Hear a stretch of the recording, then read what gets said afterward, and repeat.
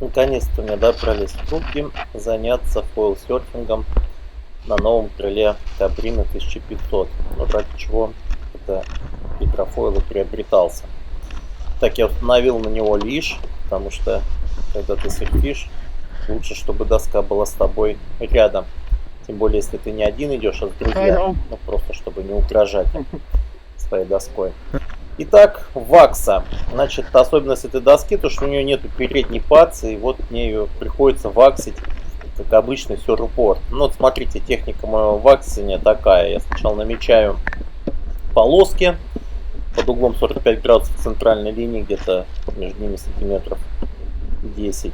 И под углом 90 градусов еще полоски. Получаются такие ромбики, внутри которых я закрашиваю ваксой, ну вот так вот наношу, скажем так, базу.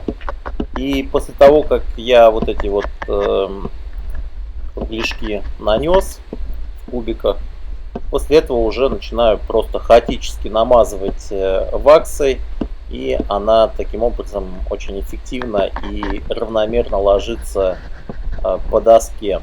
Я так делаю и с серфами, и, соответственно, так как отличий у поверхности доски на фойле нету, то и с фойлом это, как видно, тоже очень хорошо работает. То есть вы таким образом тратите минимум ваксы, но она очень хорошо ложится по доске. Ну вот края тоже не забудьте помазать, потому что там, где у вас руки будут располагаться, когда вы дагдайв будете делать, чтобы доска не вскакивала. Переносить доску легче на голове, так как и лонгборде. Там для этого есть даже паца, очень удобно. Взял, понес. Тяжелая доска получилась вместе с ногой, как я уже раньше говорил, там почти 8 кило. Хотелось бы, конечно, полегче, но это уже тогда карбоновая вещь. Ну что, одели лиш, намочили доску. Сначала, вот видите, где мелко захожу, так переворачиваю доску, для того, чтобы 65-сантиметровая мачта не цеплялась за дно. Но после того, как уже зашел на достаточную глубину, ну где-то это по грудь, там уже можно и просто грести, доска не цепляется. Но у нас такое дно, что кое-где мелко, и поэтому вот, видите, здесь я переворачиваю доску, соответственно, видите, здесь глубина буквально, не знаю, сантиметров 30-40. И ногами там мне совсем не хочется идти, потому что там, ну, какие-то заросли, я не вижу, куда я наступаю. Поэтому переворачиваю доску гидроногой вверх, зажимаю ее ногами и гребу. Когда уже выгреб туда, где поглубже, снова ее переворачиваю назад и начинаю вновь грести руками. Но когда уже выхожу на такую область, где я вижу дно, ну, где много песочка, и я знаю, куда я буду наступать, то там все намного проще. Там просто можно идти ногами, толкаешь доску перед собой, ну и главное смотришь, чтобы не наступить там на ежиков, кораллы, там, камни, чтобы спокойненько дойти. Ну и вот 600 метров до малого рифа таким образом то так, то сяк преодолеваешь, ну, буквально, не знаю, минут 10. Там меня уже ждал мой товарищ Вилло. Он у нас самый лучший фойлер на районе, пампит вообще просто как бог. Вот, и вот мы с ним на волнишке сразу и встретились. Ну что я могу сказать по доске? Если волна небольшая, вот как здесь на видео, это просто песня.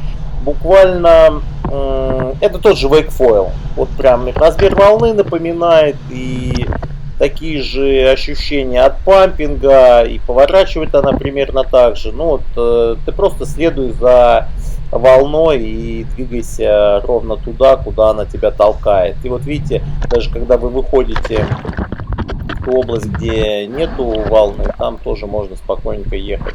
А вот здесь смотрите, когда я возвращаюсь назад, тут достаточно мелко и невозможно лечь на доску, поэтому приходится ее толкать перед собой, иначе оно просто будешь дно цеплять. Вот. Но когда ты уже ушел поглубже, и ты понимаешь, что глубины достаточно будет, чтобы делать дагдайв, то просто подныриваешь и делаешь обычный дагдайв, как будто бы это серфборд. Итак, подходит волна, начинаем разгребаться. Вот. очень важно встать внизу. Вот видите, я сначала держу доску, а потом только когда пена меня выталкивает, только после этого я уже встаю на доску, пампом поднимаю крыло, ну и поехали. И вот здесь вот смотрите, волны практически не видно, но вот как бы я ее вижу, на самом деле она там, ну не знаю, там по колену, но она даже не рушится, но все равно на ней можно ехать таким легким ненавязчивым пампом, и это получается достаточно далеко. У меня пока не хватает выносливости, чтобы пампить там, как у Виллу, соединяя там 3-4 волны. Вот. Но вот одну-две волны проезжать вполне реально, и ну, заканчиваешь кататься, потому что ноги просто забиваются, и вот так вот таким образом падаешь.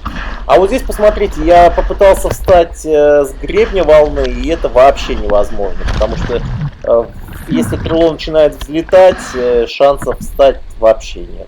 А тут я пробовал просто контролировать доску ногами, ну, как бы предполагая, может быть, в будущем старт на винге. И ну, я понял, что доску сотоклипов, в принципе, контролировать можно. Вот, в целом, очень мне понравилась доска для фойл-серфинга, и катался я вот все утро, пока не раздул ветер. А когда раздул ветер, поехал домой и уже занялся привычным мне кайтсерфингом на гидроноге по волнам Манавы. В принципе, доска удалась, я доволен, настоящий гибрид. Домой. Фу, хватит. Ветер раздул. Пора заняться нормальными делами. Манава! Ребятки, смотрите-ка. А вы говорите, волны нет. Ничего себе. А это что?